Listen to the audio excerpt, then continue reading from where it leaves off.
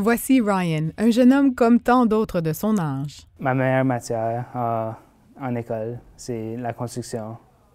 C'est quelque chose que j'aime vraiment faire.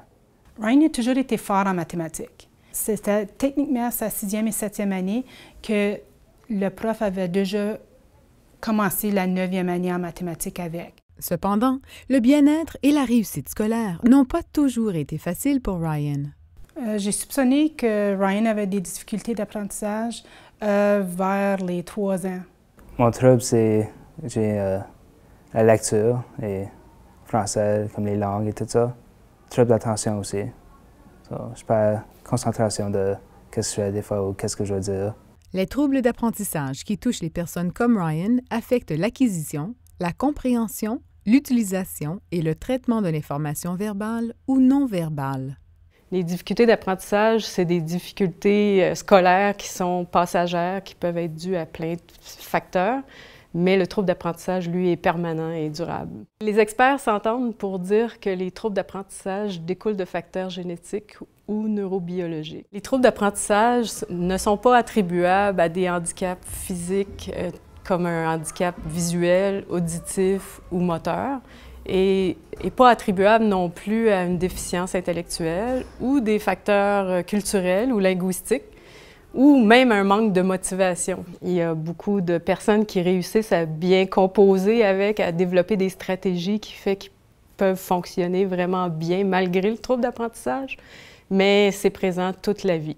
Et quelles compétences scolaires sont affectées par un trouble d'apprentissage? La compétence scolaire la plus touchée en général, c'est le trouble de la lecture, mais il y a aussi le trouble de l'expression écrite et le trouble du calcul. On pouvait lui demander, on va dire oralement, d'écrire la saison d'automne.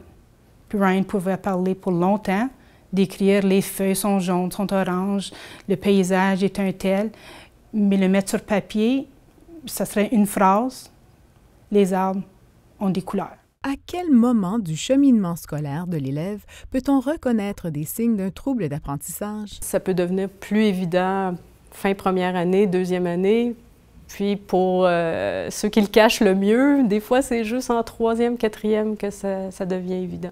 Il faut avoir une ouverture d'esprit lorsqu'on arrive en équipe école et qu'on apporte des travaux d'un élève qui a de la difficulté, que ce soit en lecture, en écriture ou en mathématiques, et que l'on entend que l'élève est paresseux ou manque de motivation, je vous dirais alerte rouge. Tout de suite, il faut aller au-delà de ça. Il faut voir pourquoi cet élève-là a des difficultés, quels sont les domaines dans lesquels, de façon spécifique, il a des difficultés, parce qu'il est trop facile de passer par-dessus et d'excuser la performance de l'élève en fonction qu'il ne se met pas à la tâche, qu'il n'a pas assez d'ardeur.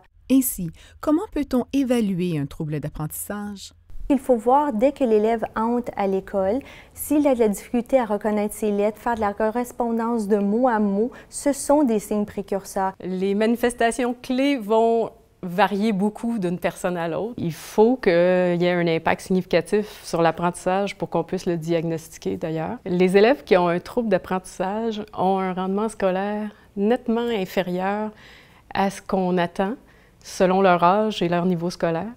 Et ça, malgré des compétences intellectuelles dans la moyenne ou même supérieures à la moyenne, et malgré un enseignement approprié pour leur âge. Dès le début, il trouvait qu'il était trop jeune pour être évalué. Étant persévérant de ce côté-là, a vraiment fait réaliser le corps d'enseignant puis la direction que, wow, elle a peut-être raison. Ils ont peut-être raison, ces parents-là. Les personnes touchées par un trouble d'apprentissage font face à de nombreux défis. Il y a différents processus cognitifs qui peuvent être touchés, qui vont justement augmenter le défi. Par exemple, l'attention, la concentration. Il peut avoir des difficultés au niveau de la reproduction, la coordination visio-motrice.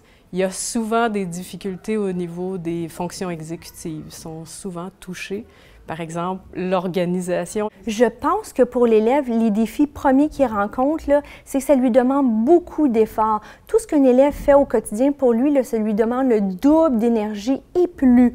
Puis le défi pour lui, c'est de se maintenir à la tâche et de ne pas se décourager. Ça peut avoir de graves impacts au niveau de l'estime de soi aussi. Des fois, je vais mélanger un mot, ça va pas être ce que la personne essaie de dire, ou je vais mal écrire quelque chose, quelqu'un d'autre va pas être capable de lire ce que je dis ou comprendre ce que je voulais. Parler à mes amis à travers le texte et tout ça, c'est plus compliqué parce que ma littératie n'est pas là, comme je peux pas vraiment communiquer de la façon que je veux. Les habiletés sociales sont souvent un défi aussi. La maturité n'est pas là pour le corps des étudiants à l'élémentaire, vraiment. Mais quand les enfants ont su que lui recevait différent, ils questionnaient, puis ils disaient c'était pas juste, puis pourquoi lui, puis pourquoi pas nous autres. Fait que je pense que quand ils ont fait ça, ça blesse. Vu que le prof a essayé tellement de ne pas le faire ridiculer, on va dire, en avant des autres, ça va arriver. Puis je pense que c'est là où on a notre plus gros problème avec le bullying, le taxage. Et n'oublions surtout pas les parents, qui jouent un rôle clé en s'impliquant dans le cheminement scolaire de leur enfant. 4, 5 et 6e année, c'était un défi. C'était, je pense, la période qui était le plus frustrant, le plus décourageant, c'était du rattrapage. Ryan faisait des heures de devoirs à tous les jours de la semaine, puis en fin de semaine, je recevais le livret, soit c'était lecture, sciences, c'était la grammaire, puis avec une belle petite note, voici ce que Ryan n'a pas pu accomplir pendant la semaine. On ne pouvait pas planifier des activités avant que je sache comment la semaine à Ryan s'est déroulée. Il est essentiel que quand on fait évaluer un enfant, que le parent soit toujours à la table quand on discute, que quand on élabore un plan d'enseignement individualisé pour l'enfant, que le parent est à cette même table de concertation. Le parent a un droit de consultation, mais ce droit-là, on doit laisser le privilège aux parents de comprendre ce qu'on veut mettre en application parce qu'un plan d'enseignement individualisé, quelquefois, pour les parents, ça contient du jargon. C'est là où on met toutes les adaptations qu'on va faire, toutes les stratégies, les modifications de programme qu'on va faire pour l'enfant. Mais il est important de ne pas prendre pour acquis que le parent connaisse que c'est un plan d'enseignement individualisé, de donner le temps aux parents de s'asseoir, de répondre à ces questions. Un parent qui est informé est un parent qui va collaborer. Un parent qui ne sait pas et ne comprend pas ne peut pas appliquer les mêmes stratégies à la maison. On est sur la même page, on est dans le même bateau, on veut juste qu'ils réussissent. Donc, aide-moi à trouver des manières, puis offre-moi des solutions. Ma famille, c'est même, était 100% pour moi.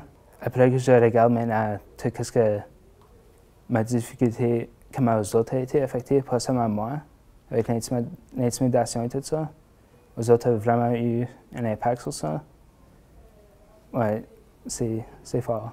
Une fois une évaluation faite, que se passe-t-il? En ayant fait un diagnostic, on peut tout de suite établir des stratégies, des interventions qu'on va utiliser à l'école, inscrire ça dans un PEI, un plan d'enseignement individualisé. Puis ce PEI-là va suivre l'élève tout au cours de sa scolarisation, qu'on va s'assurer qu'il y a une continuité dans les services et qu'il va avoir ses adaptations, que les enseignants n'oublieront pas d'utiliser les interventions adéquates pour cet élève-là, appropriées à son trouble d'apprentissage. Il est important de vérifier quelles sont toutes les sphères de sa vie, tous les domaines d'études dans lesquelles ces difficultés-là se reflètent. Les adaptations, c'est pas juste en lecture-écriture, en mathématiques qu'on doit les donner. Il y a de la lecture en sciences, en géo. Il faut voir les appliquer partout. Il faut garder le parent informé. L'enfant, lui, doit être mis au courant pour avoir un pouvoir au niveau de ses apprentissages. Il faut le rendre conscient des stratégies qu'il utilise pour pallier à ce trouble-là. Ryan est toujours à ses rencontres de PEI, ses rencontres de CIPR, puis il dit son mot. Il dit ça fonctionne, puis ça ne fonctionne pas. Comme tous les documents électroniques et tous les livres électroniques, toutes les questions en classe d'une façon électronique. Donc, j'ai pris ça pour moi-même et j'allais voir mes profs depuis la 9e année pour te leur demander et leur dire qu'est-ce que... Oh, voici Ryan. Et maintenant, tu dois travailler avec lui. Lorsque les stratégies d'apprentissage sont en place, l'élève peut enfin apprendre à apprendre. Je savais toujours qu'il y avait une façon que je peux apprendre. C'est juste de trouver la bonne façon.